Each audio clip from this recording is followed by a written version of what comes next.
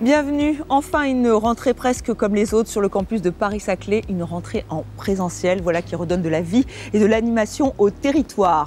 Autre excellente raison de se réjouir, l'Université Paris-Saclay est une nouvelle fois distinguée par le prestigieux classement de Shanghai, un palmarès qui répertorie les meilleures universités au monde.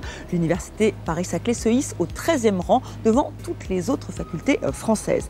Alors cette réussite, elle est liée à un projet qui marque cette année ses 10 ans. La loi du Grand Paris a permis de faire émerger ce cluster unique en son genre. Une exposition permet de revenir sur cette histoire avec 7 regards croisés, 7 regards d'artistes. C'est une exposition itinérante. Et votre territoire ne cesse de changer. Paris-Saclay TV vous fait découvrir de nouvelles liaisons piétonnes qui vont permettre de connecter le plateau de Paris-Saclay à la vallée. Et on vous propose une halte au domaine de Corbeville, un lieu historique qui est donc maintenant ouvert au public. Les familles ont pu profiter de nombreuses animations cet été, mais ce n'est pas fini. D'autres rendez-vous sont prévus. Nous le verrons à la fin de cette émission dans notre agenda, évidemment. Chaque année, il fait et défait les réputations des universités mondiales. Le classement de Shanghai reste incontournable. Dès sa création, l'université Paris-Saclay s'est classée dans le top 20. Elle se classe aujourd'hui au 13e rang. C'est la première université française et ce n'est pas du tout un hasard, comme nous l'explique Thierry Doré, vice-président recherche, et Sylvie Pommier, vice-présidente adjointe en charge du doctorat de l'établissement.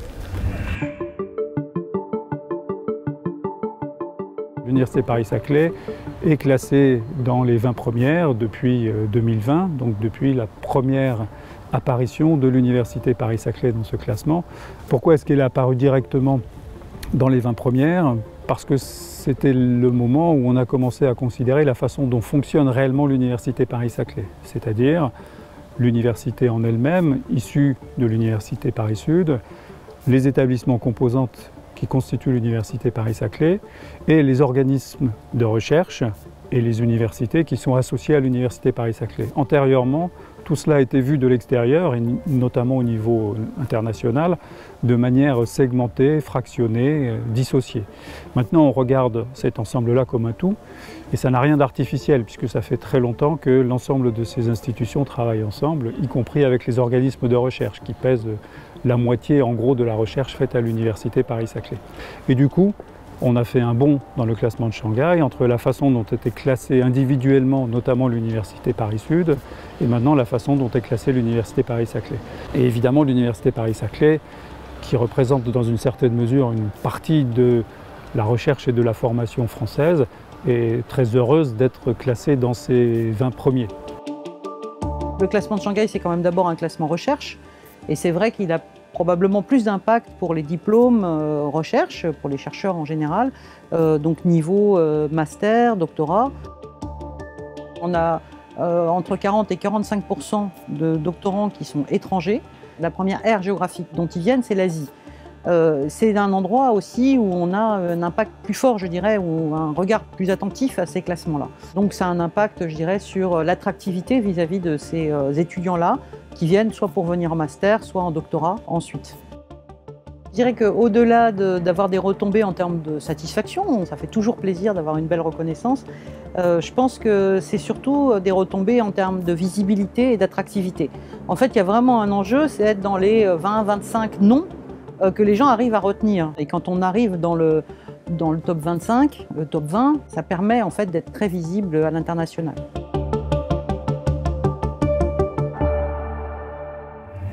Cette année 2021 marque une date anniversaire. Il y a 10 ans, la loi sur le Grand Paris a permis de faire émerger ce cluster unique en son genre. Pour marquer cette date, le PA Paris-Saclay vous propose une exposition itinérante, Paris-Saclay Paysage, pour revenir sur l'histoire et les enjeux du territoire. 7 regards d'artistes sur un projet hors norme.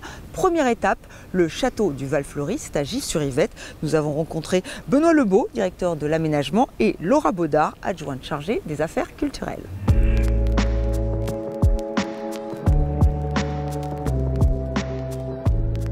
Cette exposition est née de la volonté de marquer les 10 ans de la loi du Grand Paris, puisqu'il y a 10 ans, la loi du Grand Paris a lancé le projet de cluster scientifique et technologique de Paris-Saclay.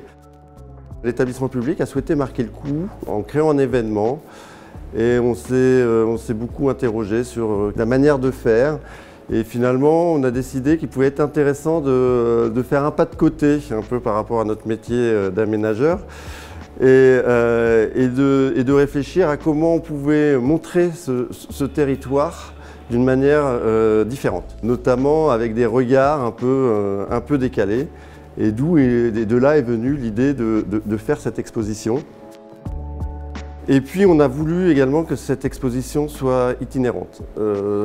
C'était très important pour nous que cette exposition puisse aller à la rencontre des habitants et des usagers du territoire. Et c'est pour ça que là aujourd'hui on est à Gif-sur-Yvette et que cette exposition va se déplacer à Guyancourt, à Versailles, sur le campus urbain, pour aller à la rencontre des habitants.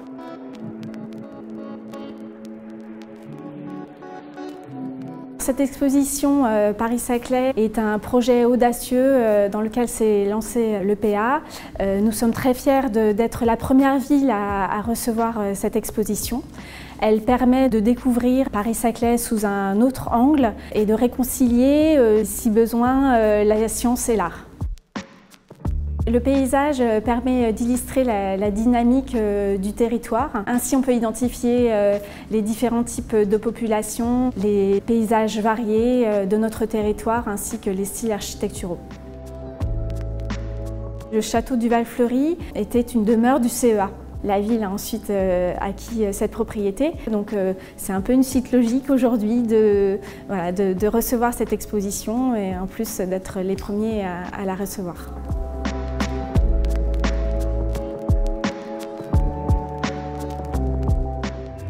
Un territoire en constante mutation et qui ne cesse d'être aménagé. Je me trouve sur l'une des 2 nouvelles liaisons piétonnes qui vont permettre de relier le quartier de Moulons à la vallée, au RER B.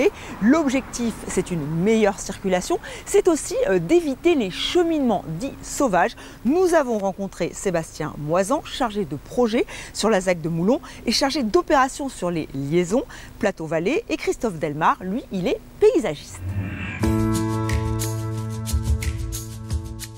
Les liaisons Plateau-Vallée donnant entre la ZAC de Moulons et la vallée de l'Yvette sont situées sur un site classé. Et ce site du coup est régi par l'État directement et par la commission des sites qui détermine si le tracé, si le projet, si les matériaux sont adéquats par rapport à l'environnement du site.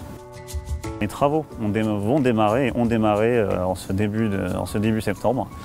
Ils vont durer 6 mois pour la première liaison, puis 6 mois début 2022 sur la 2e liaison qui donne davantage sur Bure-sur-Yvette, la première donnant sur Orsay. L'objectif de ces liaisons est avant tout de créer un lien entre la ZAC de Moulons et le plateau Saclay et la vallée avec l'université Paris-Saclay. L'autre objectif, c'est de converger les flux piétons sur ces 2 liaisons et éviter des cheminements sauvages pour permettre le reboisement du coteau.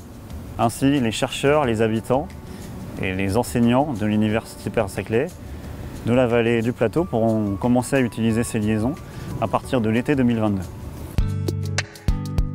Ces 2 liaisons sont donc une manière d'anticiper aussi les développements du plateau, puisqu'elles vont relier dès à présent l'université et les grandes écoles, mais aussi les quartiers d'habitation qui viennent d'être livrés, puis à terme le métro et tout le développement de l'est du quartier. Ces liaisons s'inscrivent dans un grand système effectivement de sites classés, mais c'est en même temps aussi toute la vallée de Chevreuse et tout un grand système de parcs aussi urbain. C'est à la fois un milieu naturel et un milieu urbain.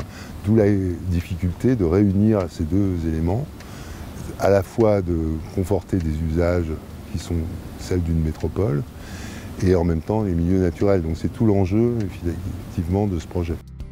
On a mis en place un vocabulaire extrêmement simple qui reprend le vocabulaire des liaisons qui existent déjà sur Polytechnique ou sur la vallée de Chevreuse, avec un vocabulaire de grands emmarchements, donc là qui ne sont pas en grès, qui sont des blocs effectivement préfabriqués en béton, mais qui sont posés comme on posait autrefois les blocs en grès sur du sable, et puis de grands pavés de grès, de récupération, donc qui sont directement issus finalement des coteaux qui étaient exploités jusqu'à la fin du 19e, début du 20e sur ces liaisons.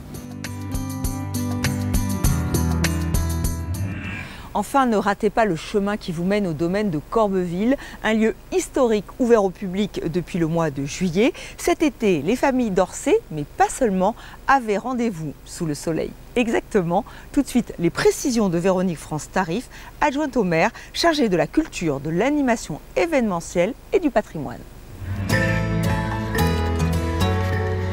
Aujourd'hui, ce n'est pas une journée unique quand même, ça s'inscrit effectivement dans un programme qui a eu lieu tout l'été, qui s'appelle Sous le soleil exactement, et qui a été organisé en collaboration par la mairie d'Orsay, la MJC d'Orsay, l'ensemble des associations, la participation de la CPS et l'établissement public du plateau de Saclay aussi. L'idée était de proposer des activités à la fois festives, ludiques et culturelles à l'ensemble des Orséens, avec sans doute un focus un peu plus fort sur un public familial pour pouvoir intéresser à la fois les enfants et leurs parents. Donc des ateliers qui permettent aux enfants de découvrir de nouvelles activités et souvent en fin de journée des spectacles qui permettent à ce moment-là aux parents aussi d'y trouver leur compte ou un intérêt, si j'ose dire. Et c'est un peu ce qui va se passer aujourd'hui. Cet après-midi, on a eu beaucoup d'enfants qui sont venus à l'atelier jonglerie et ce soir à 18 h, on aura les parents qui pourront participer et bénéficier aussi de ce spectacle. Et on a toujours un public assez large avec toutes les tranches d'âge qui viennent à nos spectacles. On pensait important de pouvoir proposer un programme d'activités à la fois ludique et culturel aux Orséens sur un lieu en plus historique qui n'a pas été investi durant les dernières années et qui méritait que les Orséens puissent reprendre le goût et l'habitude d'y venir parce que c'est quand même un endroit assez exceptionnel et demain en plus qui sera en plein cœur de ville de Corbeville. L'intérêt de Corbeville, c'est d'une part de délocaliser un peu, si j'ose dire, les animations qui traditionnellement ont lieu dans les trois quartiers d'Orsay, qui sont le centre-ville, Mondétour et le Guichet. Mais sur le plateau, évidemment, il y a un programme très important de développement sur ce quartier de Corbeville qui est sur la commune d'Orsay. Et le fait d'investir les lieux cet été redonne l'habitude aux Orséens qui parfois avaient travaillé sur le site de Thalès, qui était implanté ici jusqu'à il y a quelques années, de revenir, d'emprunter les chemins qui monte depuis le Guichet jusqu'au plateau, de faire un lien entre le plateau de Saclay qui est en train de se développer de façon considérable et le centre-ville et de réinvestir les lieux en profitant de toutes les installations qui ont été proposées et mises en place par le PAPS, de visiter la Châtaigneraie et de profiter de ce nouvel espace de vie qui est fort intéressant et qui du coup donne vie à ce nouveau quartier de Corbeville et fait le lien avec le reste de la commune.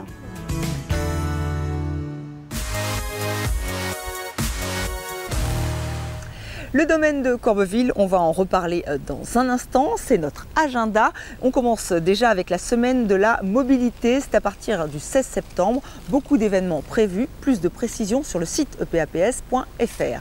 Les 18 et 19 septembre, ce sont les journées du patrimoine. N'hésitez pas à aller au domaine de Corbeville, beaucoup d'activités sont prévues, notamment une journée bivouac, mais il y aura aussi une fanfare et du cinéma en plein air. L'exposition Paris-Saclay Paysage, je vais vous en parler dans cette émission, c'est jusqu'au 26 septembre, donc au château du Val-Fleury à Gif-sur-Yvette. Mais n'oubliez pas, c'est une exposition itinérante, d'autres rendez-vous sont prévus. Les rendez-vous sportifs à présent avec la 15e édition de la foulée Chenée-Courtoise. C'est le dimanche 26 septembre. En solo, en famille ou entre amis, venez vous défouler. Il y a des courses de 1 km, 3 km, 10 km. Donc allez sur le site si ça vous tente. Le Tour Paris-Saclay 2021, là c'est plus pour les amateurs de vélo, que vous soyez sportif confirmé ou simple pratiquant, amateur de balade en famille ou en solo, vous allez trouver de quoi satisfaire vos envies. C'est le dimanche 3 octobre. La veille, c'est la nuit blanche. Nous serons le 2 octobre. Installation, exposition, spectacle, place à l'image sous toutes ses formes. Rendez-vous à la commanderie. Laissez-vous captiver par cette atmosphère. Voilà, c'est la fin de cette émission. Merci à vous de l'avoir suivi. Toutes les informations sont sur le site epaps.fr. Je vous donne rendez-vous pour un prochain numéro. À très bientôt.